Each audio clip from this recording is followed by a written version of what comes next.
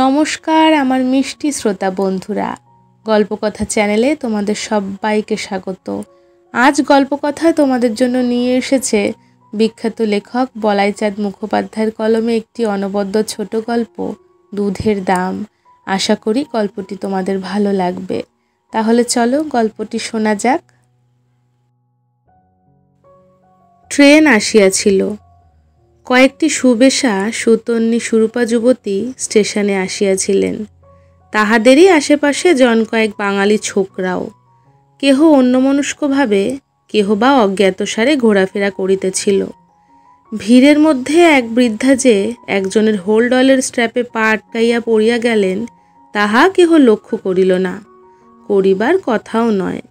বিদেশাগত সিভিলারি জিনিসটা যুবতীদের কেন্দ্র করিয়াই বিকশিত হয়।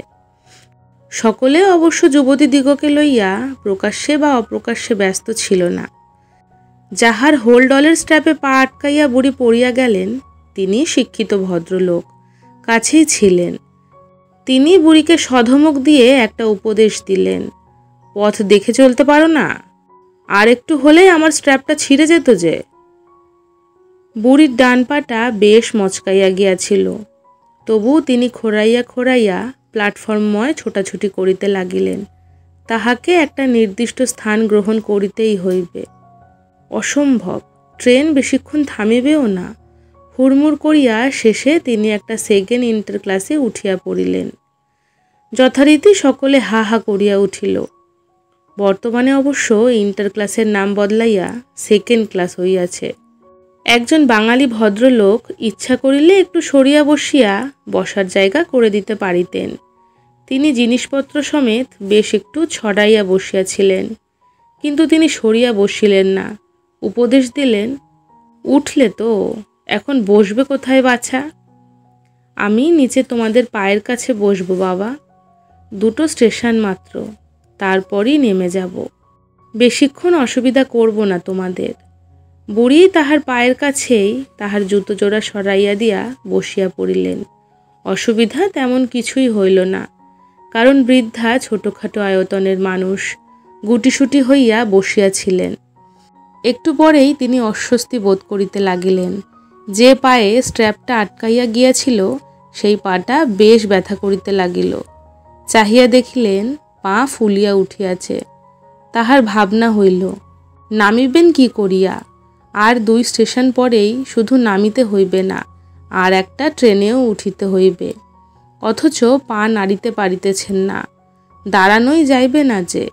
ট্রেনের কামরায় অনেক বাঙালি রহিয়াছেন, অনেকে তাহার পুত্রের বয়সী, অনেকে পৌত্রের, কিন্তু ইহারা যে তাহাকে সাহায্য করিবেন, পূর্ব অভিজ্ঞতা হইতে তাহা তিনি আশা করিতে পারিলেন না। তবু হয়তো ইহাদের সাহায্য ভিক্ষা করিতে হইবে। উপায় কি? বৃদ্ধা যে স্টেশনে নামিবেন, সে স্টেশন একটু পরেই আসিয়া পড়িল। প্যাসেঞ্জাররা হুড়মুড় করিয়া সবাই নামিতে লাগিলেন। বুড়ির দিকে কেহ ফিরিয়া চাহিলেন না। আমাকে একটু নামিয়ে দাও না বাবা, উঠে দাঁড়াতে পারছি না আমি। বুড়ির এই করুণ অনুরোধ সকলেরই কর্ণগুহারে প্রবেশ করিল, কিন্তু অধিকাংশ মানুষই এমন ভান করিলেন যেন তারা কিছুই শুনিতে পান নাই। একজন বলিলেন, ভিখারি মহিলার স্পর্ধা দেখেছেন? যাচ্ছে তো উইদাউট টিকিটে। তারপর আবার। তিনি বৃদ্ধাকে ভিখারিনী মনে করিয়াছিলেন। বৃদ্ধা কিন্তু ভিখারিনী নন, তাহার টিকিটও ছিল, সেকেন্ড ক্লাসেরই টিকিট ছিল। আর একজন বিজ্ঞ মন্তব্য করিলেন, এইসব হেল্পলেস বুড়িকে রাস্তায় একা একা ছেড়ে দিয়েছে, এর স্বামী ছেলে নেই নাকি? আশ্চর্য কাণ্ড। সিগারেটে টান দিতে দিতে তিনিও নামিয়া গেলেন। গাড়িতে যাহারা রহিলেন, তাহাদের মধ্যে জন 2 টিফিন ক্যারিয়ার খুলিয়া আহারে মন দিয়াছিলেন। বুড়ির কথা তাহাদেরও কর্ণে প্রবেশ করিয়াছিল, কিন্তু সে কথায় কর্ণপাত করা তারা সমীচীন বলে মনে করিলেন না। বৃদ্ধা তখন 2 হাতে ভর দিয়া ঘষ্টাইয়া ঘষ্টাইয়া দ্বারের কাছে আসিয়া পড়িলেন, কিন্তু নামিতে সাহস পাইতেছিলেন না। এই বুড়ি, হটো দরওয়াজে সে। এক মারোয়ারি যাত্রী বৃদ্ধার গায়ে প্রায় পদাঘাত করিয়াই ভেতরে প্রবেশ করিলেন। তাহার পেছনে এক বলিষ্ঠকায় কুলি, তাহার মাথায় সুটকেস হোল্ডল। কুলির পেছনে চপ্পল পায়ে নীল চশমা পরা লক্কা গোছের এক ছোকরা। দয়াময়ী, পথ ছাড়ুন। দরজার কাছে বসে আছেন কেন? পায়ে বড্ড লেগেছে বাবা, নামতে পারছি না। ও, দেখি যদি একটা স্ট্রেচার আনতে পারি। ছোকরা ভিড়ে অন্তর্ধান করিল, আর ফিরিল না। যে বলিষ্ঠ কুলিটি মাল মাথায় করিয়া ঢুকিয়াছিলেন, সে বাহিরে যাওয়ার জন্য দ্বারের কাছে আসিয়া দাঁড়াইলেন। মাইজি, कृपा करके थोड़ा हटके बैठिए, आने जाने के रास्ते पर कहाँ बैठे हैं। বৃদ্ধা হঠাৎ ফুপাইয়া কাঁদিয়া উঠিলেন। আমি নামতে পারছি না বাবা, পায়ে চোট লেগেছে। आप कहाँ जाएगा? गया, चलिए हम आपको ले जाते हैं। বলিষ্ঠ বয়স্ক ব্যক্তি যেমন করিয়া ছোট শিশুকে দুই হাতে করিয়া বুকের ওপর তুলিয়া লয়, কুলিটি সেইভাবে বুকে বৃদ্ধাকে তুলিয়া লইল। সোজা লইয়া গেল ফার্স্ট ক্লাস ওয়েটিং रूमे। आप यहाँ पर बैठिए माँ जी, गया पैसेंजर का थोड़ा देरी है, हम ठीक टाइम पर आपको आपके ट्रेन में चढ़ा देंगे। বৃদ্ধা ওয়েটিং রুমের মেঝেতেই বসে রইল। যে দুটি ইজি চেয়ার ছিল, সেই দুটিতে সাহেবী পোশাক পরা দুইজন বঙ্গ সন্তান হাতলের ওপর পা তুলিয়া দিয়া লম্বা হইয়া শুইয়াছিলেন। একজন পড়িতেছিলেন খবরের কাগজ, আর একজন একখানি ইংরেজি বই। বইটির মলাটের ওপর অর্ধনগ্না হাস্যমুখী যে নারী মূর্তি ছিল, বৃদ্ধার মনে হইল সেটি যেন তাহার দিকে চাহিয়া ব্যঙ্গের হাসি হাসিতেছে। সম্ভবত সমালোচনাটা পূর্বেই হইতেছিল। পুনরায় আরম্ভ হইল।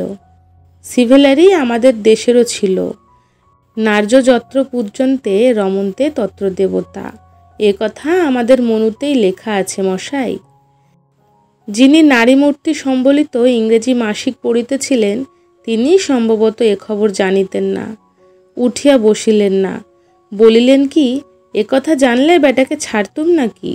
মনুর যুগেও যে আমাদের দেশের সিভেলারি ছিল, আমরা যে বর্বর ছিলুম না, এ কথা ভালো করেই বুঝিয়ে দিতুম বাছাধনকে।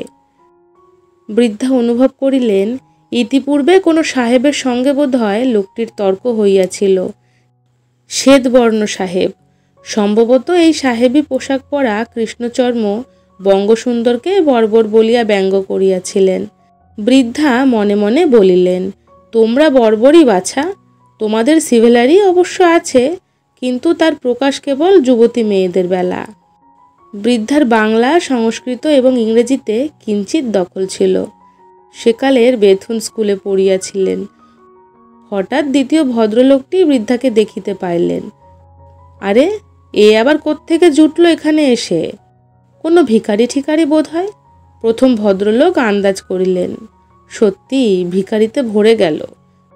দেশটা স্বাধীনতার পর ভিখারির সংখ্যা আরও বেড়েছে, সবাই আবার মুখ ফুটে চাইতেও পারে না। দেখা গেল ভদ্রলোকটি একটি পয়সা বাহির করিয়া বুড়ির দিকে ছুড়িয়া দিলেন। নির্বাক হইয়া বৃদ্ধা বসিয়া রইলেন। পয়সাটা তুলে নাও, পয়সাটা তোমাকেই দিলাম। বৃদ্ধা তবু কোনো কথা বলিলেন না। দাতা ভদ্রলোকের সন্দেহ হইল, বোধহয় বুড়ি বাঙালি নয়। তখন রাষ্ট্রভাষা ব্যবহার করিলেন। চাকরির অনুরোধে কিছুদিন পূর্বেই রাষ্ট্রভাষায় পাশ করিয়াছেন। पैसा उठा लो, तुम्ही को दिया है। তখন বৃদ্ধা পরিষ্কার বাংলায় বলিলেন, আমি ভিখারি নই বাবা, আমি তোমাদের মতন একজন প্যাসেঞ্জার। এখানে কেন? এটা যে আপার ক্লাস ওয়েটিং রুম, আমার সেকেন্ড ক্লাসের টিকিট আছে। পর মুহূর্তে সেই বলিষ্ঠ কুলিটি দ্বার প্রান্তে দেখা দিল। চলিয়ে মাইজি, গয়া প্যাসেঞ্জার আ গিয়া। তাহার বলিষ্ঠ বাহু দ্বারা পুনরায় বৃদ্ধাকে শিশুর মতো বুকে তুলিয়া লইয়া বাহির হইয়া গেল। গয়া প্যাসেঞ্জারে একটু ভিড় ছিল, কিন্তু কুলিটির বলিষ্ঠ শক্তির জয় সর্বত্র। সে ধমক ধমক দিয়ে বুড়িকে একটা বেঞ্চের কোণে স্থান করিয়া দিতে সমর্থ হইল। বৃদ্ধা তাহাকে 2টি টাকা বাহির করিয়া দিলেন। এই প্রসঙ্গে কুলির সহিত হিন্দিতে যে কথাবার্তা হইল, তাহার মর্ম এই যে, আমার মজুরি 8 আনা, 2 টাকা দিচ্ছেন কেন? তুমি আমার জন্য এত করলে বাবা, তাই দিলুম। না মাইজি, আমাকে মাফ করবেন, আমি ধর্ম বিক্রি করি না। তুমি আমার ছেলে বাবা, ছেলের কাজই করেছো। আমি তো তোমাকে দুধ খাওয়াইনি, সামান্য যা দিচ্ছি তা দুধের দাম মনে করেই নাও বাবা, দীর্ঘজীবী হও, ভগবান তোমার মঙ্গল করুন। বৃদ্ধার গলার স্বর কাঁপিয়া গেল, চোখের কোণে জল টলমল করিতে লাগিল। কুলি ক্ষণকাল হতভম্ব হইয়া দাঁড়াইয়া রহিল, তারপর প্রণাম করিয়া নামিয়া গেল। এতক্ষণ তোমরা শুনলে বন্ধুরা বিখ্যাত লেখক বলাইচাঁদ মুখোপাধ্যায়ের কলমে একটি ছোট গল্প দুধের দাম। আশা করি গল্পটি তোমাদের ভালো লেগেছে। ভালো লাগলে কমেন্ট বক্সে কমেন্ট করে জানিও, একটা লাইক করে দিও প্লিজ। তোমাদের একটা মূল্যবান লাইক আমাকে উৎসাহিত করে তোমাদের জন্য আরও নতুন নতুন গল্প নিয়ে আসতে। আমার প্রয়াস ভালো লাগলে গল্পকথা চ্যানেলটাকে সাবস্ক্রাইব করে পাশে থেকো। আবার আসবো অন্য কোনো দিন অন্য কোনো গল্প নিয়ে। ততদিন সুস্থ থেকো, ভালো থেকো।